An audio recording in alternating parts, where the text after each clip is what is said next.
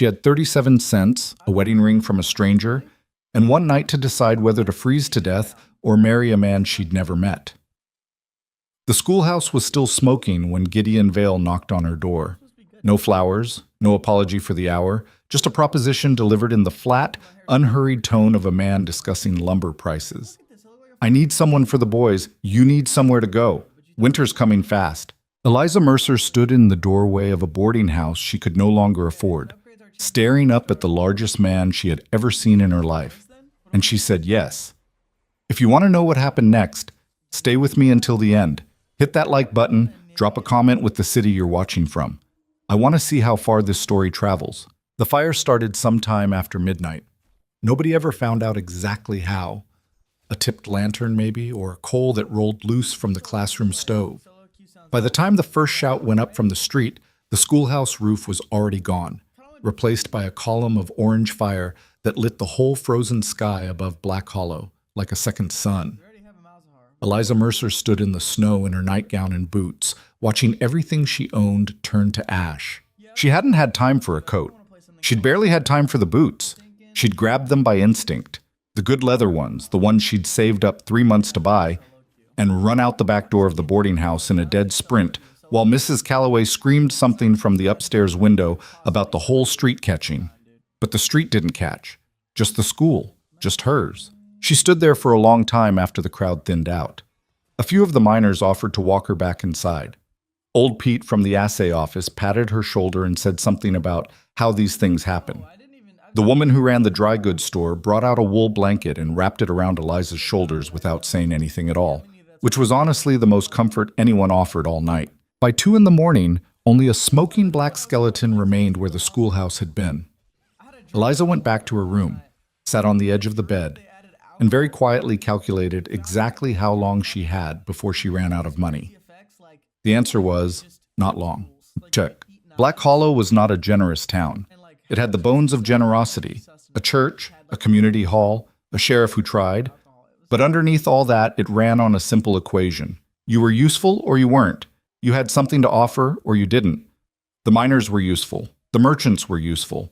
The handful of wives and daughters who kept households running were useful in the way furniture is useful. Appreciated when present, replaced when broken. Eliza had been useful as long as she had a school. Without the school, she was just a young woman alone in a hard place with the wrong kind of winter coming. She was 24 years old. She had a teaching certificate from a college in Ohio, a trunk of ruined lesson books, and 37 cents. She had no family close enough to reach before the mountain passes closed. She had no husband, no brother, no father with a spare room somewhere. She had 2 good wool dresses, her leather boots, and a stubbornness that had gotten her through the previous 2 winters alone. But stubbornness doesn't keep you warm when the temperature drops to 20 below and you can't make the rent. In the days after the fire, she felt the town shifting around her. The looks changed. Not mean exactly, but careful, calculating. The kind of looks that said, what are we going to do about her? Mrs. Calloway, who ran the boarding house, came to her on the 4th morning with an expression of genuine regret and the news that she couldn't hold the room past the end of the month without payment. She even offered to extend it 2 extra days. 2 extra days. Eliza thanked her without any expression on her face and went back upstairs. She sat at the window and watched the gray light come down through the clouds over the mountain ridge. The mountains up there were already white. Not the romantic white of early snow, but the deep, ancient white of serious winter. The kind that buried roads and cut towns off from each other for months. The kind that killed people who weren't somewhere warm and solid when it arrived. She was making a list, a very short, very grim list of options, when she heard the knock at her door. She expected Mrs. Calloway, maybe the sheriff, coming to see if she needed assistance with arrangements. She got Gideon Vale. She'd seen him before, the way you see anyone in a small town, across the street, outside the feed store, at the far end of the community hall during the winter social. She knew the broad strokes. Mountain rancher, silver claim somewhere up on the North Ridge, kept mostly to himself, had 2 sons and no wife. He was the kind of man other men spoke about in short, respectful sentences. Gideon Vale don't trouble nobody. Gideon Vale keeps his word. The general understanding in town was that you could deal with him fairly, and he would deal with you fairly, and that was about as much as anyone knew. What she hadn't understood, seeing him at a distance, was the sheer physical reality of him. He stood in the narrow hallway outside her door and took up most of it. Not fat, nothing soft about him, just large in a structural way, like something built to withstand weather. Wide through the shoulders, thick in the hands, with a face that had been outdoors for too many years and had the permanent reddened, slightly battered look to prove it. His jaw was heavy. His dark hair had some gray coming in at the sides. He held his hat in both hands, which was the only polite concession he seemed to be making to the indoor environment. He looked at her steadily. Not rude, not warm either. "Miss Mercer," he said. "Mr. Vale." A pause. Down the hall, a floorboard creaked. "I heard about the school," he said. "Most people did." He nodded slowly, like he was acknowledging a weather report. "I wanted to come before you made other arrangements. If you've already made them, I'll leave you alone." "I haven't," she said, and hated how quickly the words came out. Something shifted in his expression. Not pity, which she would have slammed the door on. More like acknowledgement. He knew a desperate situation when he saw one. He'd probably been in a few himself. "Then I'd like to talk with you," he said, "if you're willing." They sat at the small table in her room because there was nowhere else to go. No parlor, no lobby with any privacy, and the streets were too cold. Eliza kept the door open 3 inches. Mrs. Calloway would report whatever she heard anyway, so it made no difference. She folded her hands on the table and waited. Gideon Vale did not beat around the bush. She would give him that. "I have 2 boys," he said. "Nathan's 11. Eli just turned 8. Their mother passed 4 years ago." He paused. Not for effect. He seemed to genuinely be deciding how much to say. "They've been running mostly wild since then. I've had a woman come out to help twice, but neither one stayed past 2 months. The first one left because of the isolation. The second one," he stopped. "She left because of the boys." "What did they do?" He looked at her directly. "What didn't they do?" Eliza said nothing. "I need someone who can teach them, discipline them, keep the household running. I'm out on the land most of every day. Timber operation, the silver claim, the animals. I can't do the inside work and the outside work both. And the inside work has been..." He looked down at the hat in his hands. "Suffering." "You want a housekeeper?" Eliza said. "I want a wife." The word sat on the table between them like something very heavy that had been dropped there. Eliza looked at him carefully. "You came here 2 days after a fire put me in a desperate position to offer me a marriage proposal." "Yes. That's not a coincidence." "No," he agreed. "It's not. I've been thinking about approaching you for a while. Another pause. He seemed to find these moments where he had to explain himself uncomfortable. "Didn't have a reason to. Didn't want to put the idea on the table when you had no need of it. Felt like that would be..." He turned the hat over in his hands. "Taking advantage." "And now that I'm destitute, it no longer feels like taking advantage?" He met her eyes. "Now you can make a real choice." It was such a strange thing to say that Eliza almost laughed. She stopped herself. "Mr. Vale, you're asking me to marry you, move into your home in the middle of the wilderness with 2 children who apparently drove away the last 2 women you hired, and survive a mountain winter with a man I've spoken approximately 4 sentences to in my entire life." "Yes." "And what exactly do I get from this arrangement? Food, shelter, firewood?" He said it simply, without apology. "You won't starve, you won't freeze. Nobody in Black Hollow will give you trouble." He paused. "I keep my word. What I say, I do. What I say I won't do, I don't. If I'm asking for something, I'll tell you plain what it is, and I'll tell you what I'm offering in return." Eliza looked at him for a long time. "And what about..." She stopped, started again. "What kind of marriage are we talking about exactly?" He had the decency to look slightly uncomfortable. "1 room, you'd have the boys' room once we fixed the loft properly. I stay in mine." His jaw tightened slightly. "That part's your call, not mine. Now or whenever." The directness of it was almost offensive, and also somehow the most honest thing anyone had said to her in days. "I need to think," she said. "Fair enough." He stood, put his hat on. "I'm leaving day after tomorrow at dawn. Snow's coming. If you want to come, be at the livery at first light." He walked out. His boots were loud on the stairs. Eliza sat at the table until it was fully dark outside, and then she opened her trunk and began to pack. She told herself it was practical.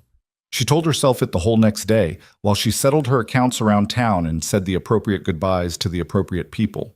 She was being practical. She was a woman with few options in a hard place, and she was making the most logical choice available. It had nothing to do with the way he'd looked at her. Not hungry, not pitying, just seeing. Or the way he'd said, now you can make a real choice, like he genuinely believed that. It was purely practical. Mrs. Calloway hugged her at the door the next morning before dawn and told her to be careful and cried a little, which surprised Eliza. She hadn't thought she'd mattered that much to the woman. She stood on the front step for a moment, after that hug longer than she needed to, looking at the dark frozen street. You don't have to do this, some part of her said. Name a better option, the rest of her answered. She picked up her bag and walked to the livery. The wagon was already loaded when she got there. Supplies mostly. Feed sacks, flour barrels, a crate of something that rattled like tools. Gideon was hitching the second horse in the dim lantern light, moving efficiently and without apparent awareness that he was doing anything unusual. The boys were sitting in the back of the wagon. Eliza had not thought carefully about the boys. Nathan was 11 and she could see it already. The crossed arms, the flat hostile stare from under a wool cap pulled too low. He had his father's jaw, squared off and stubborn-looking, but his expression was entirely his own, the specific weaponized sullenness of a boy who had decided in advance to hate her. Eli was smaller, rounder-faced, and had clearly been crying at some point in the past few hours. He'd stopped, but his eyes were still swollen. He was watching her with the careful, wounded attention of a much smaller animal trying to figure out if something was dangerous. "Morning," Eliza said to both of them. Nathan said nothing. Eli wiped his nose on his sleeve and looked away. Gideon came around the wagon without looking at the exchange. "Ready?" "Yes," Eliza said. She was not sure this was true, but she said it anyway. He helped her up to the wagon seat without ceremony. One hand, a brief solid lift, done, and then climbed up himself and clicked the horses forward, and just like that, Black Hollow fell away behind them in the gray pre-dawn dark. The road up the mountain was not a road in any way Eliza would have used the word. It was a path, a suggestion, a series of ruts and stones that the horses apparently knew better than the driver needed to. As the light came up, she could see it threading ahead of them through stands of pine and bare aspen, climbing steadily through the terrain that went from rough to rougher to what she privately thought of as actively hostile. She was cold within the first hour. Cold in the particular total way of mountain mornings, where the air has actual weight and your face goes numb and all the warmth in your body retreats somewhere deep in your core and stays there, conserving itself. She didn't complain. She pulled her scarf up and watched the mountain. Gideon drove without talking. This did not appear to be deliberate unfriendliness. He simply had nothing to say. He was looking at the road, looking at the sky, looking at the horse's ears in the particular way that meant he was reading the weather. Behind them, she could hear the boys occasionally shifting. Once Nathan said something low that she couldn't make out. Eli shushed him. After about 2 hours, she tried. "How long have you had the ranch?" Gideon thought about it. 10 years. Bought the land when Nathan was a baby. "That's a long time to build something." He glanced at her sideways. Not suspicious. Just trying to figure out if she was making conversation or actually interested. "It is," he said, and offered nothing else. Eliza looked back at the trees. Fine. About an hour after that, she tried again. "Nathan, Eli, have either of you been to school before?" Nothing from Nathan. Eli, after a pause. "Some. What did you study?" Another pause. "Letters, some numbers." "Good. Do you like to read?" "I don't know," Eli said honestly, which was actually a better answer than Nathan's silence, so Eliza filed it away as something to work with. Nathan spoke for the first time. "We don't need a teacher." His voice had the flat, carrying clarity of a boy who had decided to be rude in the most precise way possible. "We live on a mountain. We don't need to know about books." Eliza turned around in the seat to look at him directly. He held her gaze, ready for a fight. "Do you know how to calculate what your timber's worth before you sell it?" she asked. He blinked. Do you know how to write a contract so a merchant can't cheat you? Do you know what happens when you can't read the deed to your own land and somebody tells you it says something different? She paused. Your father spent 10 years building something. Ignorance is how you lose it. Nathan stared at her. His jaw was working slightly, like he was chewing on the words and hadn't decided what to do with them yet. He looked away first. Back at the trees. Eliza turned back around. Gideon was looking straight ahead at the road, but the corner of his mouth had moved. Just barely. Not a smile exactly. More like the ghost of one, suppressed quickly. She filed that away too. They reached the ranch in the early afternoon. Eliza had told herself not to expect anything. She told herself it was a working ranch in the mountains, rough, utilitarian, spare. She'd given herself a very firm, very reasonable speech about managing expectations. She still was not prepared for it. The main structure was built from the mountain itself. Essentially, thick stone walls, a low-slung roof weighted down by old snow, windows that were small and deep-set in the way of buildings designed to survive weather rather than invite light. It sat against a ridge of pine trees like it had grown there, which might have been charming if it hadn't also looked like the kind of place where sunlight came to apologize. Beside it, a large barn in somewhat better condition than the house, a long timber shed, a corral where 3 horses watched their approach with mild interest, and a pump and trough so buried in ice that Eliza genuinely couldn't tell where one ended and the other began. This is it, Gideon said. Yes, Eliza agreed. There was a long pause. It needs work, he said. I can see that. Another pause. He seemed to be watching her face for something, a reaction, maybe, a sign of whether she was going to fall apart or say something cutting. She kept her face neutral with some effort. Come in, he said finally. I'll show you where things are.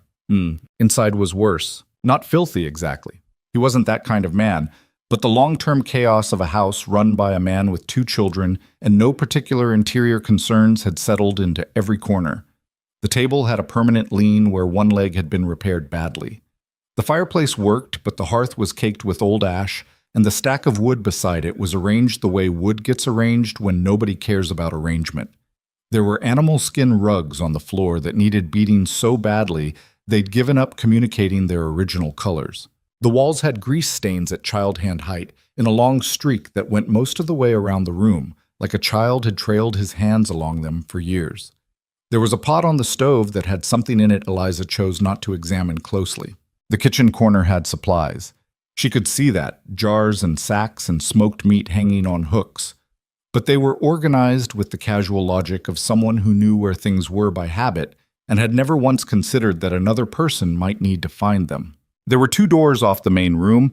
One was clearly Gideon's, The door was closed, and she did not approach it. The other was open, and through it she could see a room with 2 low bunks and a ladder going up to a loft space. Boys sleep in there, Gideon said from behind her. The loft's not finished for sleeping yet. I was going to... He stopped. I'll get it done this week. You can have the boys' room. The boys can start in the loft once I get the wall up. Where will they sleep until then? The big bunk? They'll fit. Nathan made a sound from somewhere behind her that communicated volumes about his feelings regarding this arrangement. Gideon turned around slowly and looked at his older son. The look lasted about 3 seconds. Nathan went quiet. Any questions? Gideon asked her. Eliza looked around the room, the table, the hearth, the grease on the walls. No, she said. I'll start dinner. She found flour, dried beans, smoked pork, half an onion, something she eventually identified as a turnip, and buried behind a sack of cornmeal, a jar of preserves somebody had put up in the summer. The jar had a handwritten label she couldn't read. She made a simple stew with the pork and beans and the turnip, and she made bread, which required her to search for the yeast for 20 minutes before finding it in a tin on the highest shelf that she had to drag a chair over to reach. The bread burned on the bottom. She knew it was burning, but the oven was running hotter than she expected, and she was dealing simultaneously with the stew and trying to find bowls and not really finding bowls. Just tin plates and cups, nothing properly matched. And by the time she pulled the pan out, the bottom was charred flat. She considered her options. She scraped the worst of the black off with a knife. The bread was edible. The bottom was still dark. It was fine. Gideon came in from outside at dusk, washed his hands at the basin, and sat at the table without saying anything about the burned smell. He called the boys in. Nathan came in with his arms crossed, and Eli came in behind him, close, like Nathan was a shield. Eliza set the stew on the table. She put the bread down, slightly charred, scraped, cut into rough pieces. She sat. Gideon said nothing. He served himself stew, passed the pot to Eli, who served himself, then passed it to Nathan. Nathan took the pot, looked at Eliza, looked at the bread, picked up a piece of the bread, and dropped it back onto the board from shoulder height. "It's burnt," he said. "I know," Eliza said.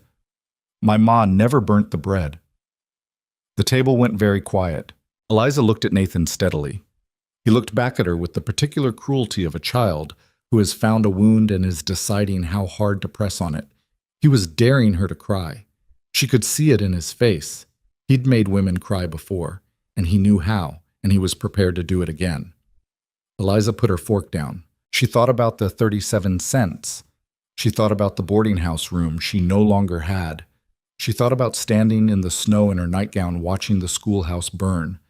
Then she thought, "I did not climb this mountain to cry in front of an 11-year-old. "You're right," she said. "The bread's burnt. I burned it because I don't know this oven yet, and I was doing too many things at once." She picked up her fork. "Eat the stew. Tomorrow the bread won't be burnt." Nathan stared at her. "Your mother," Eliza said quietly, "is not here. I'm not her, and I'm not trying to be. But I am here, and I'm cooking your dinner, and you will not be rude at my table." "It's not your table," Nathan said. That was when Eli made a sudden grab for the bread piece Nathan had dropped and knocked it sideways into the pot, which knocked the pot sideways, which sent a ladle of stew sliding off the edge of the table directly toward Eliza's dress. She stood up fast. The pot rocked. Nathan reached to catch it and misjudged, and the whole thing went over, sending beans and broth in a long arc across the table, across Eliza's sleeve, across Gideon's arm. And then Nathan laughed. It wasn't a mean laugh, actually. It was a surprised, helpless laugh, the kind that escapes before you can stop it. But it was still a laugh, and Eliza was standing there with beans dripping from her sleeve and stew spreading across the table she'd spent 20 minutes trying to clean, and something in her simply came undone. She picked up the iron skillet still sitting on the stove. She didn't throw it. She brought it down on the stovetop with a crack that rang off the stone walls like a gunshot. Both boys went absolutely still. The fire crackled. Outside, wind moved through the pines. Eliza set the skillet down carefully and turned around. "I will clean this up," she said. Her voice was completely steady. She had no idea how. "And tomorrow morning we will start again, and we will keep starting again until we figure out how to eat dinner in this house without it turning into a disaster." She looked at Nathan, then at Eli. "I am not going anywhere. So the sooner you accept that, the easier this becomes for everyone." She began picking up the pot. Gideon, she noticed, had not moved during any of this. He was sitting very still with stew on his arm, watching her. She didn't look at him directly. She couldn't read his expression, and she didn't trust herself to try. "Eli," she said, not unkindly, "can you get me a rag from that hook by the door?" Eli scrambled up from his chair and got the rag. Nathan didn't help, but he also didn't say anything else. That night, after the boys were in their room and the table was cleaned and the kitchen was put back together in a rough way, Eliza sat by the fire for a long time. Her hands still smelled like stew and ash. The wind outside had picked up into something serious, throwing itself against the stone walls with a kind of personal conviction. She was tired in a way that went past her muscles down into something deeper.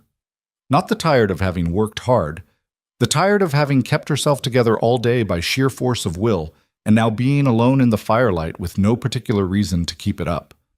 She allowed herself, very quietly, to think, "What have I done?"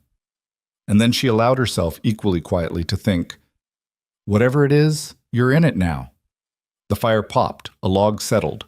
From behind the boys' door she could hear, very faintly, Eli asking Nathan something, and Nathan answering in a low voice.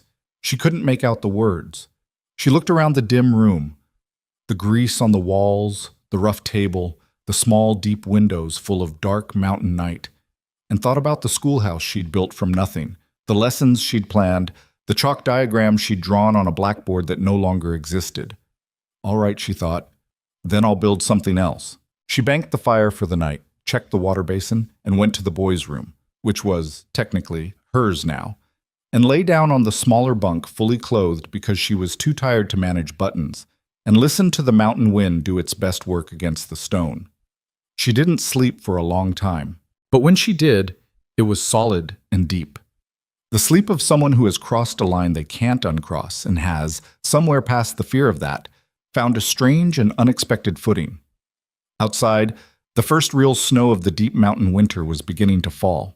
The snow that started falling that first night did not stop for 4 days. Eliza woke on the second morning at the ranch to find the world outside the deep-set windows had been replaced entirely by white. Not the romantic kind, not the soft, drifting kind that made people write poems. This was the hard, horizontal kind that moved sideways as much as down, and had been packing itself against the base of the stone walls all night until the door required Gideon's shoulder to open it. The pines beyond the corral had disappeared. The barn was a gray shape. The pump was gone entirely under a smooth, blank drift that gave no indication anything had ever been there. She stood at the window for a moment, drinking the bitter coffee she'd made from the nearly empty tin she'd found at the back of the shelf, and thought, this is what it is now. Not a temporary discomfort, not a rough patch before something easier. This was the baseline. This was the life. She drank the rest of the coffee and went to find the water buckets. The thing nobody tells you about surviving a hard winter in a stone house with 2 hostile children and a man who communicates primarily through silence is that the hardest part isn't the cold or the work or even the loneliness. The hardest part is the relentlessness of it. There is no day off. There is no morning where you wake up and everything is already handled. The fire needs building every single morning from nothing. The water needs hauling. The meals need making 3 times a day, regardless of how tired you are or how badly the previous meal went or whether you slept. Eliza had always considered herself a practical person. She found out in the first 2 weeks on that mountain exactly how practical she actually was, and it was less than she'd thought. Her hands cracked in the cold and bled at the knuckles. She didn't have the right salve for it. She'd find it eventually, a small tin in Gideon's medicine shelf. But in those first days, she wrapped her hands at night in strips of cloth and got up the next morning and hauled the buckets anyway. The first time she hauled water from the creek, she broke through the ice wrong and soaked her right boot to the ankle and had to spend an afternoon with her foot wrapped near the fire while Eli watched her from across the room with the silent, wide-eyed attention of a child cataloging evidence. "You didn't scream," he said finally. "It wasn't that cold," she said. It absolutely was that cold. Eli considered this. "Nathan said you'd be gone by the end of the month." "Nathan's going to be wrong." He looked at her for another long moment, then went back to the piece of wood he'd been carving at badly with a dull knife. He was trying to make something, she could never quite tell what, and he worked at it with a stubborn, methodical patience that she recognized as his father's in miniature. Nathan, for his part, conducted his resistance campaign with the systematic dedication of someone who had studied the subject. He didn't throw things again after that first night. He wasn't stupid, and he'd clearly registered that the skillet moment had not produced the result he wanted. Instead, he operated at a lower, more grinding frequency. He did his assigned chores wrong, not incompetently, deliberately wrong, in ways that required redoing. He swept the ash toward the door instead of into the bucket. He stacked the firewood with the wet pieces on the inside where they'd never dry. He fed the horses the oats she'd measured out for breakfast in what she could only describe as a preemptive strike. The first time she caught him at it, she stood in the barn doorway with the wind pushing her hair into her face and watched him dump the last of the measured oats into the feed trough. "Nathan." He turned around. His expression was carefully blank. "That was the breakfast oats." "I thought they needed feeding." "You thought wrong," she said. "Now you'll eat the same thing the horses are eating this morning, since you gave ours away." He stared at her. "You're not serious." "I'm completely serious." She wasn't going to starve a child, but she held the expression long enough that he genuinely couldn't tell. "Go inside and think about whether you want to keep finding out how serious I am." He went inside. He ate his breakfast that morning without a word, which was, she'd come to understand, the closest thing to compliance she was going to get from him for a while. The problem was that it was exhausting. Not the work. She could handle the work. It was the constant vigilance required against a smart, unhappy child who was using all his intelligence to make her fail because failing felt safer to him than trusting her. She understood it. She even, in a distant way, respected it. He'd had women come and go in this house, and he had learned the correct lesson from that experience. Don't attach to what doesn't stay. Armor up. Make it easy for them to leave. She just wasn't going to leave. She started the lessons at the kitchen table on the 5th day, when the snow had stopped and Gideon had gone out to check the timber operation, and the boys had absolutely nothing to do and were bouncing off the walls of the stone house like trapped animals. "Sit down," she said, and put 2 pieces of paper and 2 pencils on the table. "We're not in school," Nathan said. "No, school had a building. We're improvising." She sat down across from them.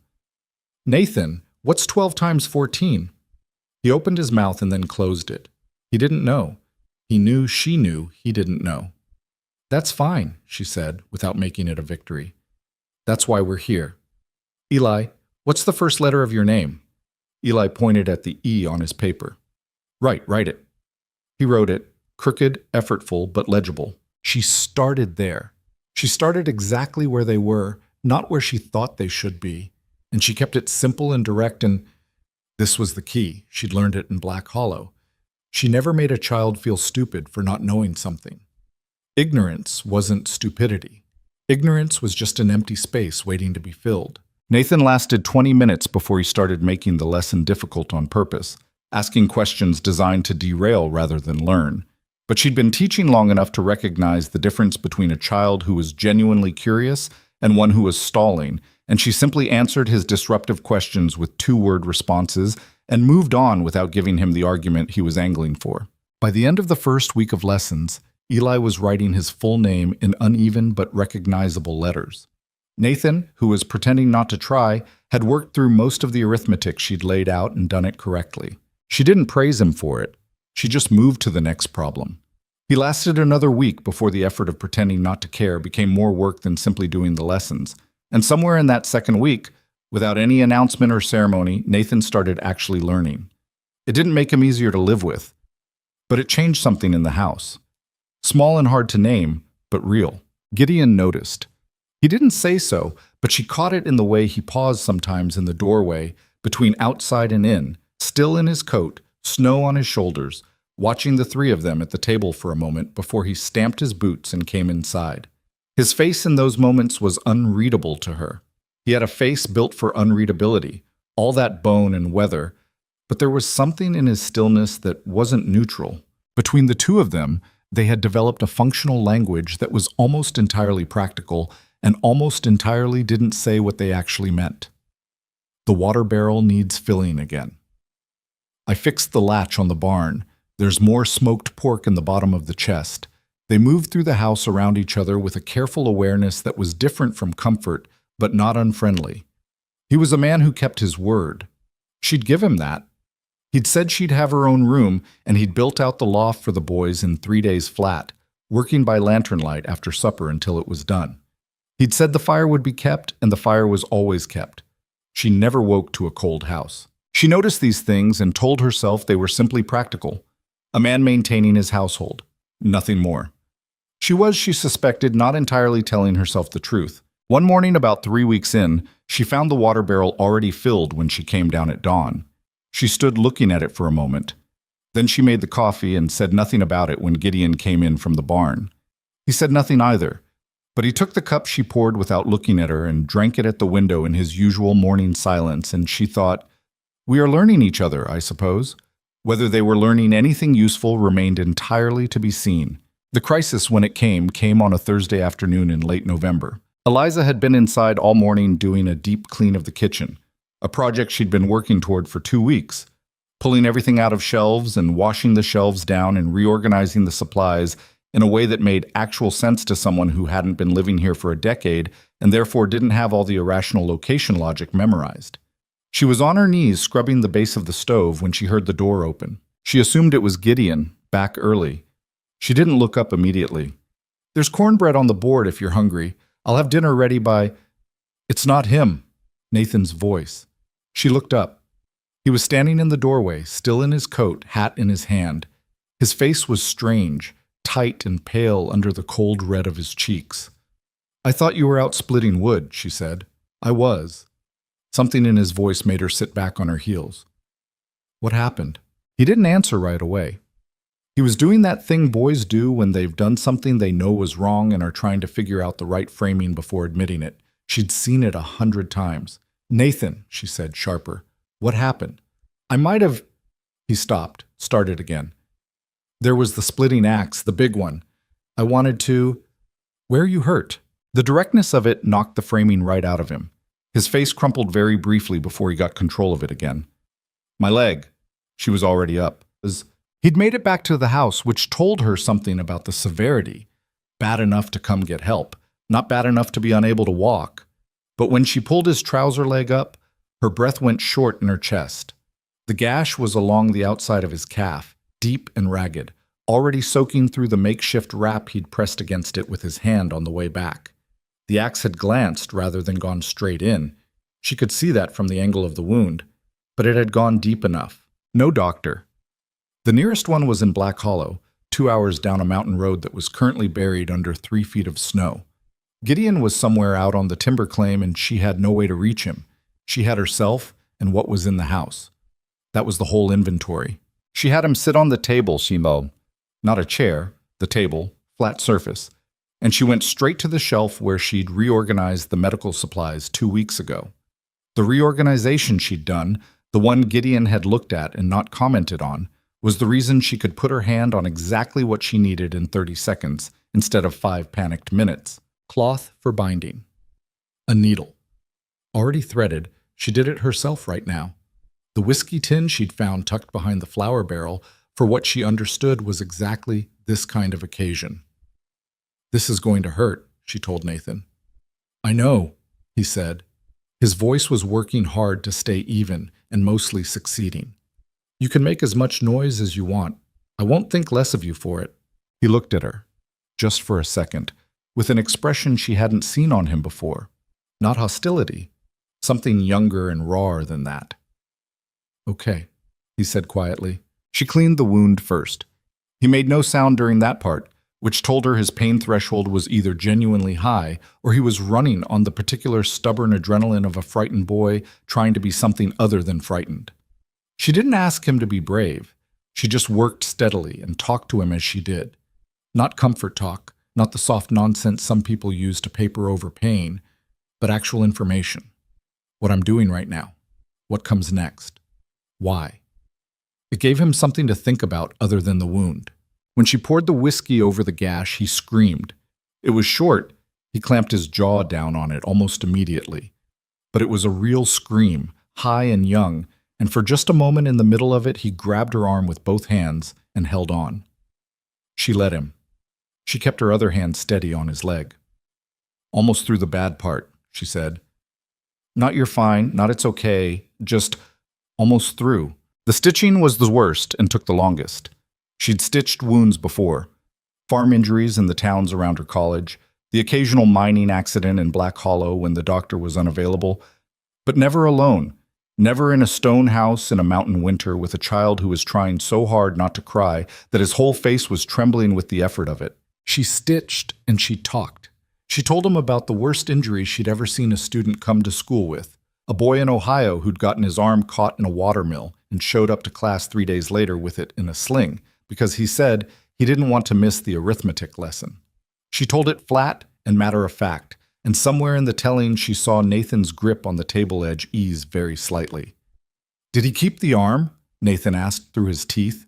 "He did. Got a good scar from it, though. Used to show it off at recess."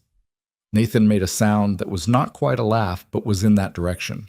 She tied the last stitch, wrapped the leg properly, and helped him slide off the table into the chair. His face was gray. She made him drink water. Then she put more wood on the fire and stood with her back to it for a moment, feeling her hands shaking now that the necessity was over. She hadn't noticed them shaking during. That was the strange thing about emergencies, how the fear waits politely until you don't need it to wait anymore. She was standing there, getting her hands back under control, when she heard the door. Gideon came in, stamped his boots, started to pull his coat off, and stopped. He took in the scene with the stillness of a man who had learned to read situations fast. Nathan in the chair, leg wrapped, face the color of old ash, a line of bloody cloths on the table, the sharp bite of whiskey in the air. His eyes went to Eliza. "The big splitting axe," she said before he could speak. It glanced off the wood and caught his calf. "It's deep but clean. I stitched it. He needs to stay off it for a week, 2 if you can manage it." Gideon looked at his son.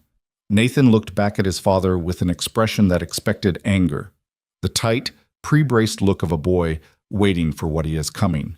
Gideon walked to the chair and crouched down in front of his son, putting himself at Nathan's level, and looked at the wrapped leg.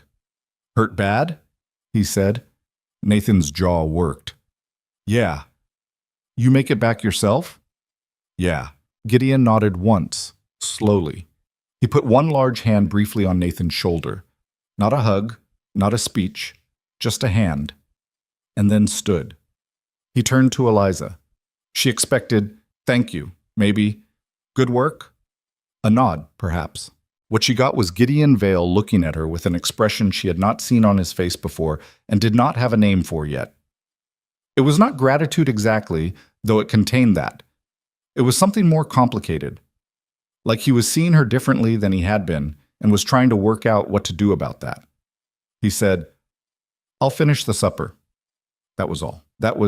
He moved past her to the stove and began putting the meal together in his efficient, wordless way.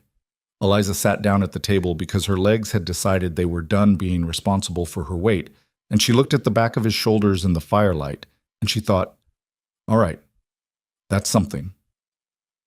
Eli appeared from the back room where he'd apparently been the whole time, summoned by some animal younger sibling sense that the crisis had passed. He looked at Nathan.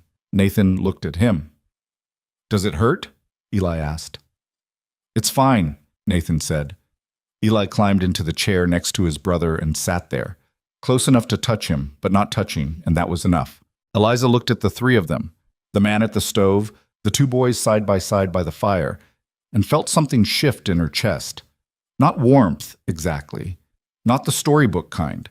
More like a door she hadn't realized was closed had opened slightly and let in cold air that happened to also be fresh. She got up and set the table for dinner. Her hands had stopped shaking by then. Almost.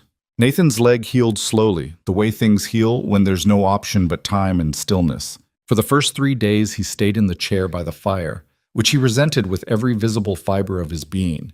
He was not a child built for sitting. He was built for motion, for climbing and hauling, and the particular restless physicality of a boy who'd grown up with a mountain as his backyard. And being confined to a chair with his leg propped on a stool while Eli ran freely in and out was a specific kind of torture that expressed itself in long silences and occasional sharp comments directed at no one in particular. Eliza ignored the sharp comments. She kept him supplied with things to do. Arithmetic problems, reading exercises, a passage she'd found in one of her salvaged lesson books about mountain geology that she gambled he might actually find interesting given that he lived on top of one. She was right about that. He read it twice and came back the second morning with 3 questions, none of them designed to derail the conversation. Real questions. The kind a person asks because they actually want to know. She answered them as straight as she could, and when she didn't know the answer, she said so, which she'd learned long ago was more valuable to a smart child than a confident wrong one. "How do you know what you don't know?" Nathan asked her one afternoon. He'd been staring at the fire for a while before he said it, so the question had been sitting in him for some time. Eliza looked up from the mending she was doing. "What do you mean? You just said you don't know why the silver sits in the rock the way it does. But you knew the other stuff, about the layers." He frowned. "How do you keep track of where the line is?" She thought about that. You pay attention to where your answers start feeling less certain. There's a difference between knowing something and thinking something sounds right. Most people don't bother feeling for that line. She paused. Your father does. That's why men trust his word. He doesn't say things he's not sure of. Nathan went quiet again after that, but it was a different quality of quiet than before, less armored. Eli, during all of this, had made himself Eliza's shadow. It happened gradually and then all at once, the way these things do. First, he started appearing in the kitchen while she cooked, sitting on the far end of the table and doing nothing in particular, just being in the same room. Then he started asking questions while she worked. Small ones at first. Why do you cut the onion like that? What does that tin say? How come the bread has to rest before you bake it? Then larger ones, stranger ones, the kind that come from a mind that's been turning things over for a while with no one to ask. How far away is Ohio? Do cities smell different than mountains? Did you ever see the ocean? She answered everything. She didn't make it a lesson. She just talked to him the way you'd talk to a person who was interested in things, which he was. One evening, she looked up from the stove and found him sitting on the floor beside her chair. Not in his own chair. On the floor, leaning against the chair leg with his back to the fire, and a piece of the wood carving he was always working at in his hands. He'd simply migrated there. When she sat down after dinner, he rearranged himself slightly to give her room and went back to carving, and she thought, well, that happened. She didn't mention it. She picked up her book and they sat there together in the firelight. The boy on the floor, and the woman in the chair, and the fire doing its work between them, and the wind making its usual complaints outside. From across the room, she noticed Gideon watching this from his seat at the table for a moment before he looked back down at whatever he was reading. His face, as always, was difficult to decipher, but he hadn't looked away quickly, the way a person looks away from something that makes them uncomfortable. He'd looked the way a person looks at something that surprises them by not being what they expected. Gideon Vale, as Eliza was slowly coming to understand, was a man built from a very specific kind of loneliness. The kind that comes not from being alone, but from being surrounded by people who need you and having no one who sees you. He had his boys, and he loved them in the direct, undemonstrative way of a man who shows love through action and has never been comfortable with the spoken version. He kept them fed and sheltered and safe. He worked himself into the ground for the land that would one day be theirs. But in the evenings when the work was done and the house went quiet, there was something in the way he sat, heavy, contained, looking at nothing, that Eliza recognized from her own mirror. The shape of a person who has gotten used to carrying things alone. She didn't push at it. She didn't pry. She simply started leaving his coffee cup filled in the evenings without being asked, and she stopped excusing herself to the back room immediately after supper. And gradually the evenings became a thing they navigated together rather than parallel solitudes happening in the same room. The conversation started small, practical things. The timber operation, the animals, the state of the road.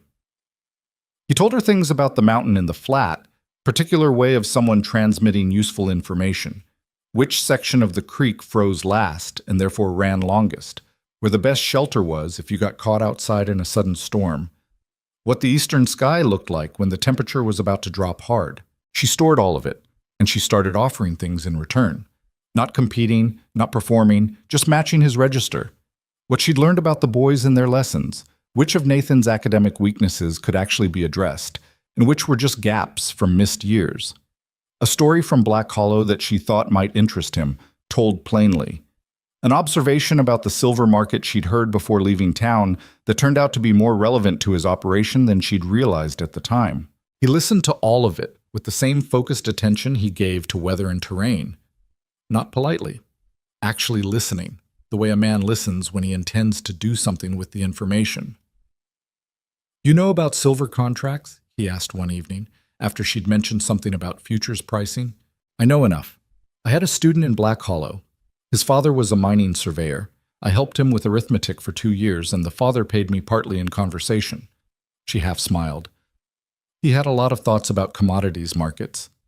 Gideon looked at her steadily. "The traders out of Black Hollow, the ones who buy our timber and ore." He paused. "I've always felt like the price I get isn't what it should be." "It probably isn't," she said. "Isolated sellers get undercut. It's easier when they can't compare prices." He was quiet for a moment. "I wouldn't know how to compare them." "I would," she said. "Not boasting, just, this is something I can do." He looked at her again with that expression she still didn't have a full name for, the one that had started the night of Nathan's injury and had been returning, slightly differently weighted each time ever since. He didn't say anything else about it that night, but she noticed him, 2 days later, pulling out the bundle of contracts he kept in the wooden chest by the door and stacking them on the table in a way that left them visibly accessible. He didn't ask her to look at them, but he didn't put them away either. She looked at them that afternoon while he was outside. What she found made her jaw tighten. She didn't say anything immediately. She went back to the kitchen and started dinner and thought about it carefully for the next 2 days, running the numbers in her head against what she knew about current timber rates and what she remembered from the surveyor's father about the silver market. When she was sure enough, she brought it to Gideon one evening after the boys were in bed. She put 2 of the contracts on the table between them. "This one," she said, pointing. "You sold 40 board feet of prime pine at 3 cents below the Black Hollow market rate. And this one, the ore assay. Someone wrote this valuation, and it's wrong, not by accident." Gideon looked at the papers. Then he looked at her. "Wrong how?" "Wrong in the direction that benefits the buyer." She kept her voice even. "It's not the first time either. I went through the last 4 years of sale records. The pricing discrepancy is consistent, and it goes one direction." A long silence. "Harlan Briggs," he said finally. The name came out flat and contained, which with Gideon she'd learned to read as a sign that what was inside was anything but. "Is he the one handling your sales contracts?" "Has been for 6 years." She said nothing. She let him sit with it. "How much?" he asked. She'd done the rough arithmetic. She told him the number. Something passed across Gideon's face then.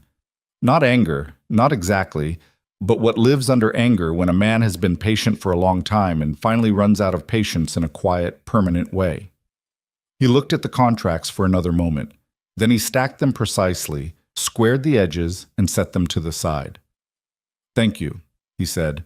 "I haven't fixed it yet," she said. "No," he agreed. "But now I know." That conversation changed something between them. Not dramatically. Nothing between them moved dramatically by either of their natures. But the balance shifted. He had been, since the beginning, the one who held the practical power. The house, the land, the shelter she'd needed badly enough to marry a stranger for. Now there was something she held that he needed, and she hadn't leveraged it or withheld it. She'd just put it on the table. He started talking to her differently after that. Still sparse, still more likely to look at the fire than at her face when he said something personal. But differently. Like a man who has let himself trust something slightly more than he had before and is watching to see if that was a mistake. It was on a night in mid-December, deep in the worst stretch of the winter, that the carved bird appeared. She came down early in the morning and found it sitting on the kitchen table beside her coffee cup. She nearly missed it. It was small, maybe 3 inches long, sitting upright on a flat base with its wings folded. The wings were uneven. One sat slightly higher than the other. The body was round in a way that suggested the carver had started with a cylinder and done their best. The beak was clearly a beak, but was perhaps optimistic in its length. It was not a skilled piece of work. She picked it up.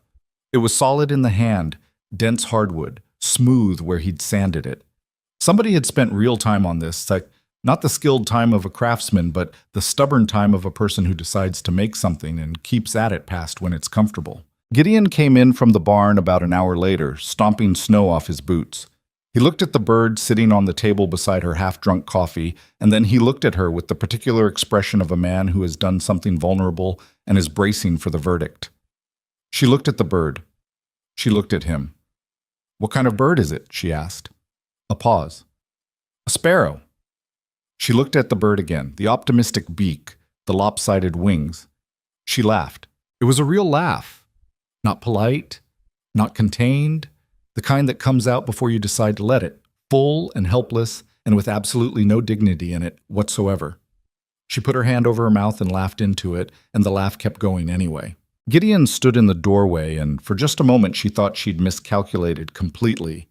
And then she saw it, the corner of his mouth fighting itself, the very specific internal struggle of a man who does not smile easily and is losing the battle with his own face. He smiled. It cracked open something in his whole expression that she hadn't seen before. Not a performance of warmth, just warmth, sudden and real, the kind that's been sitting under ice for a long time waiting. "I know it's not," he started. "It's perfect," she said. She was still laughing slightly. "I mean it. It's absolutely terrible, and I love it." He laughed then, low and short, a little rusty, like a sound that hadn't been used in a while and wasn't sure of its footing, but real. From behind the boys' room door, there was a definite sound of muffled movement, which meant Nathan had been listening at the crack. Neither of them acknowledged this. After a moment, Gideon went to pour himself coffee, and Eliza set the sparrow, terrible, beloved, on the shelf above the fireplace where she could see it from the kitchen. And that was the end of it. Except it wasn't the end of it. That was the thing about moments like that. They don't end, they layer. They sit in the room afterward and change the temperature of everything that follows. The evenings after that had a different texture. Less like two people coexisting carefully, and more like two people who had decided, without discussing it, to coexist on purpose. They talked longer. The conversations moved past practical things.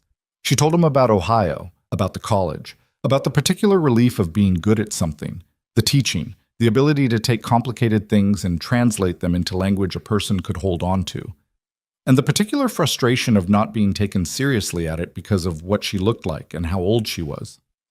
He told her about the mountain, not the logistical facts he'd given her before, but what it was like to have spent 10 years building something by himself from raw land and weather and stubbornness, and the specific weight of knowing that if he failed, 2 children failed with him. "You didn't fail," she said.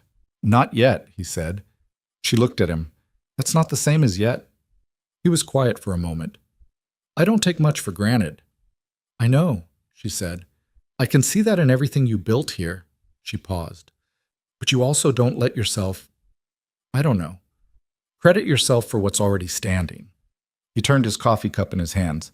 "My wife used to say that."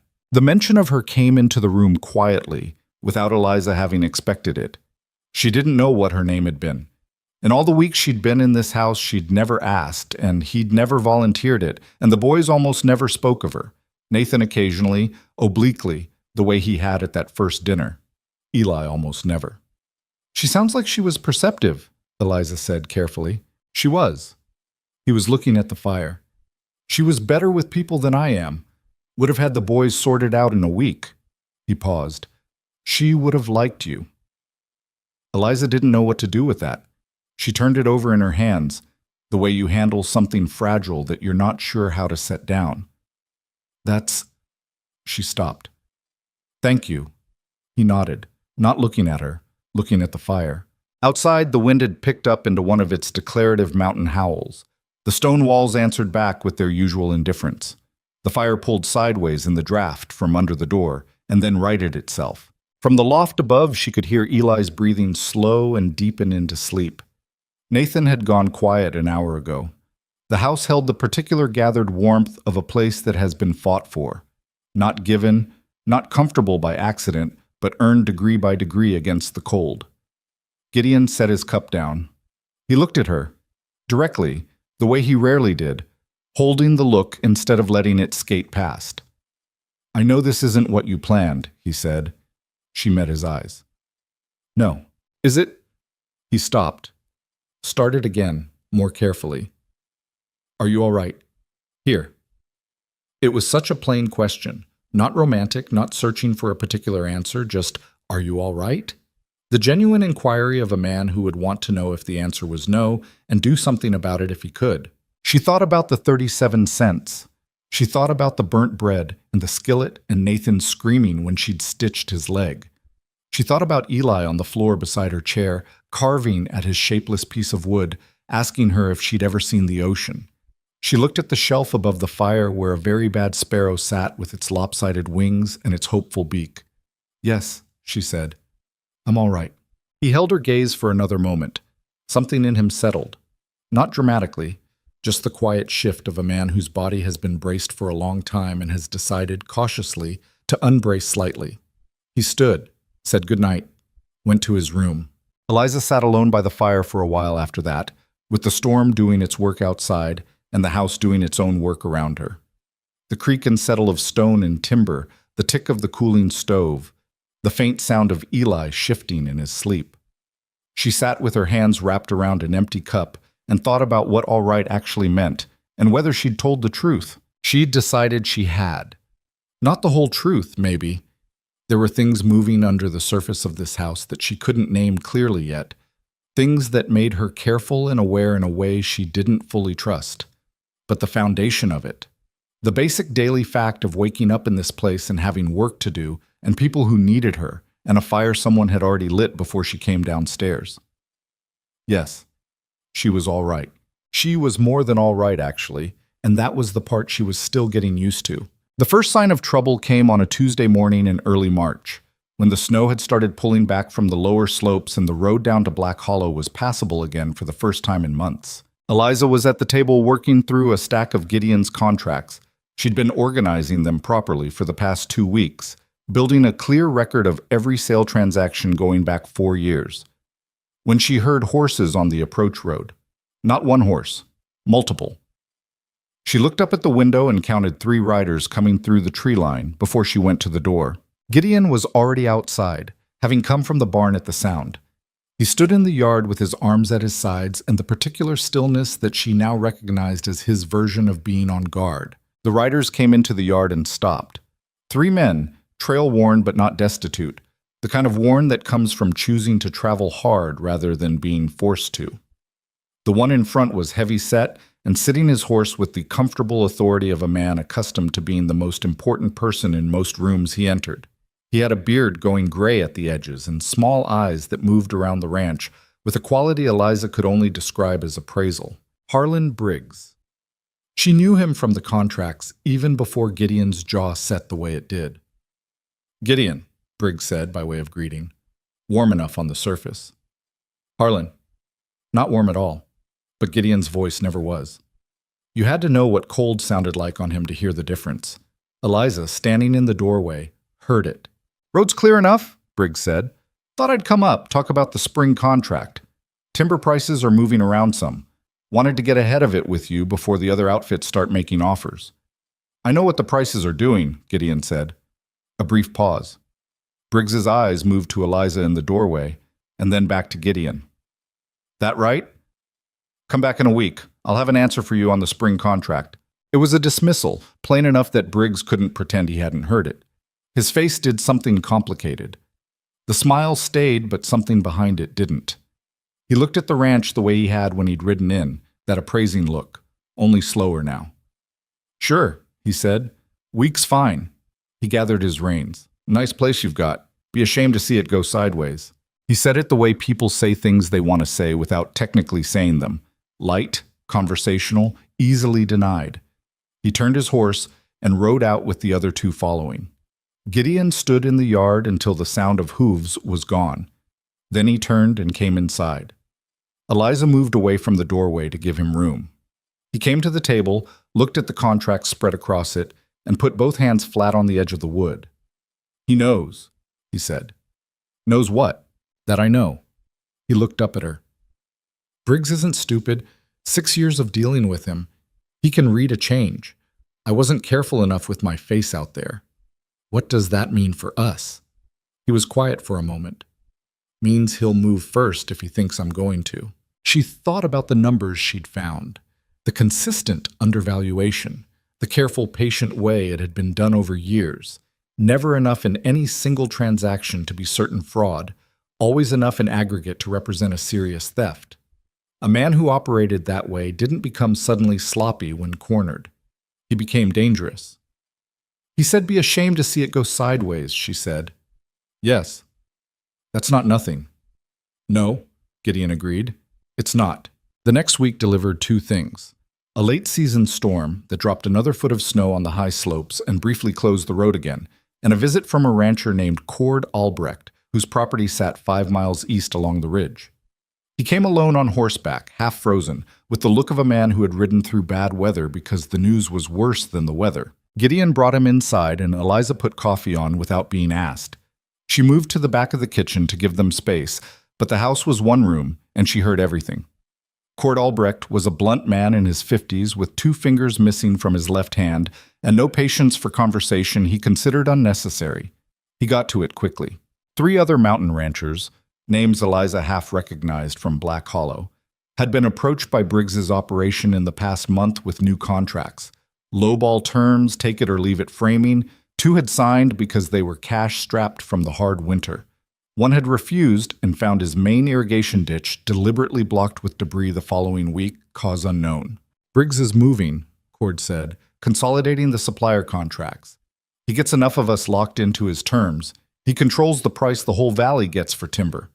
The silver operations too, maybe. He wrapped both hands around his coffee cup. Man who controls the buying price controls everything above it. Gideon said nothing for a moment. Why come to me? Cord looked at him steadily. Because you're the only one up here who might actually be able to do something about it. He paused. And because I heard your... He stopped, recalibrated. I heard the woman you brought up from Black Hollow knows something about contracts and record keeping. There was a brief silence. Eliza, at the back of the kitchen, put down the dish she was holding. She came to the table. Both men looked at her. Sit down, Mr. Albrecht, she said. Tell me what you know about the other ranchers' contracts. All of it. Cord looked at Gideon. Gideon nodded once. Cord sat down and talked for an hour.